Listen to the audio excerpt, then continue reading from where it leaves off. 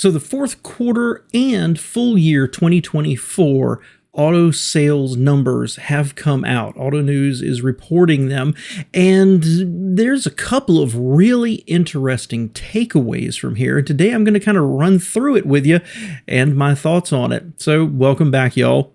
So starting with the big number in 2024, 14,630,293 cars and light trucks were sold in America.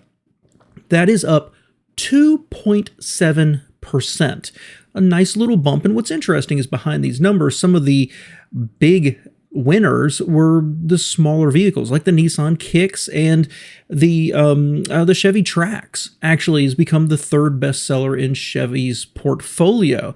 But what I want to do is kind of go through, I want you to remember that 2.7%. I want to kind of go through the different brands and the sales increases they have. I'm going to skip a couple on purpose here. VW Group up 3.3%. Actually, VW's up, Audi was down. Toyota up 3.7%. Subaru up 5.6%. Nissan up 2.8%. So while Nissan is suddenly hitting a cash crunch and had to go looking for a savior in Honda, their sales are still up. Hyundai Kia 3.4% up. American Honda up 8.8%, GM 4.3%, Ford 4.2%, BMW 0.5%. And that's actually driven largely by the fact that Mini fell 21.5%. Rolls-Royce had a small decrease, but that's only 1,700 total cars. And so bear with me here, right? Come back into my common sense corner. If the average is 2.7 and everything I just read was 2.8, 3.4, 3.5, 4.2, 4.3, 8.8, that means somebody had to lose, right? Well, it was Stellantis. Every single brand by Stellantis fell except for Fiat, okay? Stellantis' sales overall fell 14.6%. They literally held back the entire market in America.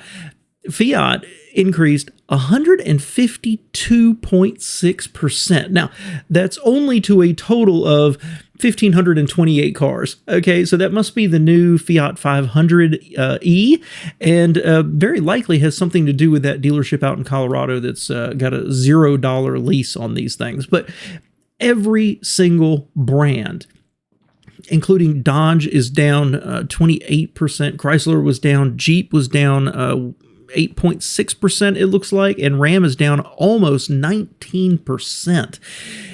So I don't want to harp on that too much. I've talked a lot about Stellantis in 2024, and I don't want to beat on it anymore, except they don't seem to have a plan. They don't seem to have new products. They don't seem to have a goal.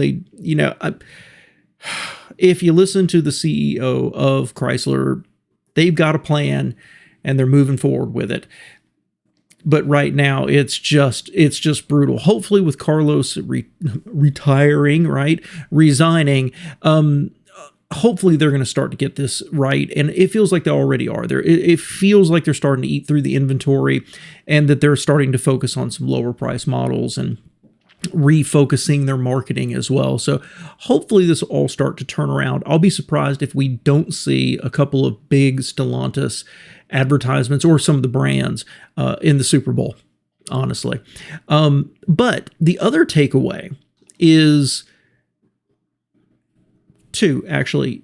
Mitsubishi up 25.8%. Okay, this is granted, we're only talking about 109,000, a little bit, almost 110,000 sales, up from 87 in 2023. But that's a big change for them. And so it seems like the Nissan Mitsubishi alliance of sharing technology and platforms and Mitsubishi getting better stuff is paying off for them. But the last one I want to mention is Mazda. this has already made the news. You may have already heard this. Their sales were up to 424,382 units. That's an increase of 16.8%. And that is the best year of sales in Mazda's history in America, beating their previous record, which was set in 1986. It has been a bang-up year for Mazda. And I find that interesting because I really almost never hear anything about them. Once in a while, I'll see an ad for them online somewhere, but you really don't hear much about them.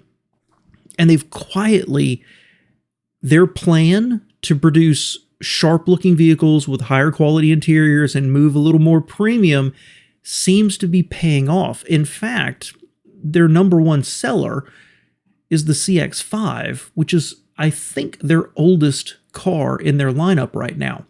Now, The Drive had a very interesting article on this, and their point is Mazda did this almost entirely with internal combustion engine cars. They have been very late to the hybrid game, not maybe as late as Nissan is, but their point is that the CX-90, it was the only hybridized vehicle that Mazda had that was available for the full year. They've added 2 others, and that shows there's life for the internal combustion engine car. It's an interesting article, but I thought that was a little bit of a stretch to approach it that way when full electrification is still under 10% of the market, fully BEVs. Hybrids are becoming a much stronger seller, and everybody except for Tesla still offers internal combustion engine cars and a hybrid option. So saying that it shows that there's still life if you sell mostly internal combustion engine cars is correct, but I think that's the wrong takeaway. I think the takeaway is that they added hybrid vehicles and their sales jumped. So it shows to me that hybrids continue to be a strong step towards electrification, a strong seller, and that people want the hybrids. Now, unfortunately, Mazda does not break out gas engine versus hybrid engine and the sales ratios that are going on there, but I think their move to electrification just shows consumers desire that, and it screams once again how far behind Nissan is, because they have a somewhat hybrid engine that they can offer down in Mexico. They're trying to bring it here. Where has it been all this time? How could they not see Toyota hybridizing things and be able, want to tap into that, want to go head to head with it? I'm sure it'll get fixed in the next few years because Honda has hybrids. So just a few quick takeaways from this. The numbers are good. I think they personally, I think they'll be better next year. I'll be a little surprised if the U.S. doesn't break 15 million and some change next year with a new administration coming in. I think there's a strong argument for that, unless something kind of unexpected happens in the economy. But it looks like everybody's winning except for Stellantis. So you can argue there's nowhere to go but up for them. Thanks for being here, y'all.